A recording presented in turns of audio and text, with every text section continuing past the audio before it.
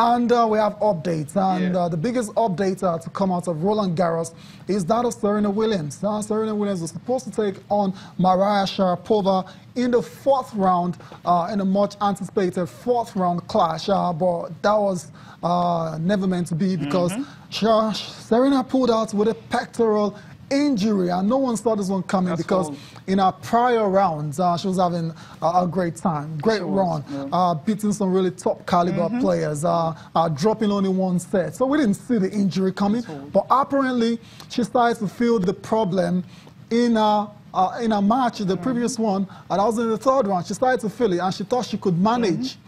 But no, she says it's so bad she cannot even serve. What? I think maybe for me, I think and if you can't serve, you can't play tennis. Playing tennis. I think maybe she's played like six matches in a row now because she's playing the doubles with her sister and also playing the singles and all that. And then someone's just returning, from a long time out of the game. I think maybe that is actually telling on that pectoral muscle. That's the reason. And she says she has never had that kind of injury before, so she doesn't really know how to manage it. So she's going to have a series of MRI scan and all of them and see, what if she will be fit for Wimbledon. Wimbledon is 4 weeks away from now.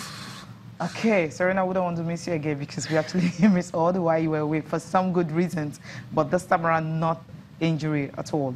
All right, let's hear from her now. Unfortunately, been having some issues with my pec muscle, and unfortunately it's been getting worse to a point where right now I can't actually serve, so it's kind of hard to play when I can't physically serve. Physically I'm doing great, and again, it hasn't been easy. I sacrificed so much to be at this event, and I can only take solace in the fact that I'm going to continue to get better, and I had such a wonderful performance in my first Grand Slam back, and I just feel like it's only going to do better, and I'm coming up on hopefully surfaces that are my absolute favorite to play on and that I do best on, so hopefully I can continue to heal and be able to play those events. All right, well, hopefully she gets back.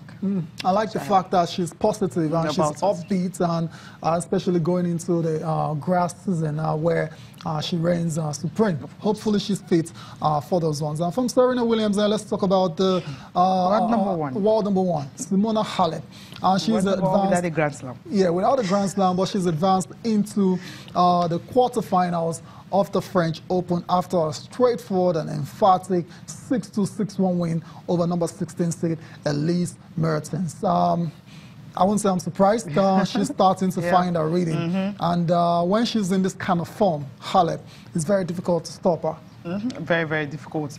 And if she continues like this, hopefully she can, win a Grand Slam and just do her name. But the thing is, she's going to be facing Angelique Kerber, in the next round. Yeah, that's a very tough matchup. Yeah? No doubt. And after this victory, she was asked about, that same old question every time. When are you going to win a Grand Slam? And this is what she has to say. They really want it, but I take it positive, and I feel their support. I'm thinking about winning a Grand Slam, but I don't know if it's going to happen this year or in this life. So I'm working for that every day. I'm trying just to get better tournament by tournament, year by year. I hope I will get enough mature to win a Grand Slam in the future. But for the moment, I just want to enjoy this tournament, and then we'll see. Well, I feel good when I hear that, but also I will keep my line that is very far to think about the title. I have an important match Wednesday, so I will think all my focus is on that one. So then we will see.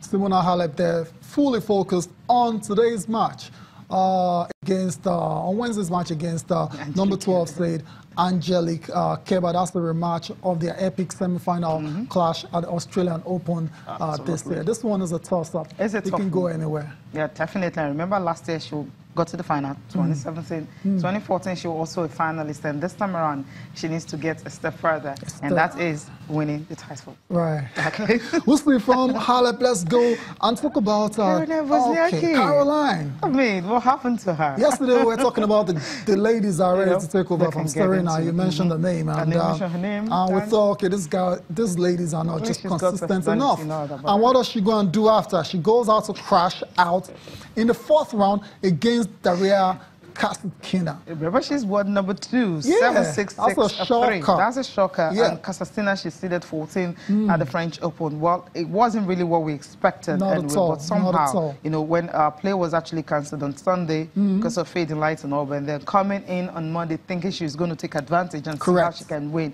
But then she just fluffed it. She fluffed the lines. Yeah, she fluffed it. Absolutely. Well, she lost that match 7-6, 6-3. And afterwards, she refused to blame the breaking play for her defeat to Kasatkina. No excuses. I don't know. It's so easy to say now. You know, she's a tough opponent. She played really well, and I think yesterday could have gone either way as well. Yeah, it's definitely not easy, but, you know, it's the same for both, obviously, and you just try and recoup and regroup and come back and get a strong start. And I honestly didn't think I played badly this morning. I just, you know, she didn't miss one ball, and she was playing very close to the lines, and I was trying what I could, but it just wasn't enough today. World number 2, Caroline Wozniacki, out of the French Open in the 4th round. Better luck to her next time. From Caroline Wozniacki to the King of Clay. No problems whatsoever for Rafael Nadal. In his 4th round clash, easy breezy. Yeah, just breeze through it, and that's what he does. You know, when you're the king of clay and it's your birthday and you just want to have the very best. Now, Rafael is actually 32 right now. So and young. It doesn't look like that. So young. And he's up to that. But it was easy for him. 6-3, 6-2, 7-6. That's the final one. I know he turned 32 on Sunday. Right. And of course, he had to get something fired, about 39 winners before he was able to complete the victory in 2 hours and 30 minutes. And he's going to face next. Yeah, I mean, before we talk about who he's facing next, his opponent on the day, Maximilian Matera, used to be a practice partner for Nadal, and is making his debut as well. Too. Those kind of opponents can be tricky at times. Very tricky, because they understand all your tricks also. Exactly, and you do, exactly. And but Nadal, no issues at all. He figured out his opponent really nicely, winning in straight set. The 3rd set was a bit tight, as you can see from the scoreline. He ended 7-6, went into a tie break. But at the end of the day, Nadal was able to win his 900th career match. What a fantastic record. And afterwards, he went on to speak about his next opponent, Diego Schwartzman. They've met 5 times before. Rafael Nadal has won all 5 times. The biggest test now is the next round. I go day by day, and I am not worried about if I had a test or I don't have a test. I just worried about try to be at my 100% for the next day that I have to play. That's my goal, and I know if I make that happen, if I am able to play with my highest intensity and with the right level, will be always a tough match. But I really believe that I can have my chances to keep going. It's a match against one of the best players of the world. And you need to be ready to accept that's going to be a tough match and fight for it. I know what I have to do. Then it's tough to make that happen because he's so good. But I hope to be ready to play at my best, and let's see what's going on. Always he's a tough player, and it's always good to see him on the quarterfinal because he's a good friend, good person, and he is a worker. And I'm happy to see him having all this success. Hopefully not too much.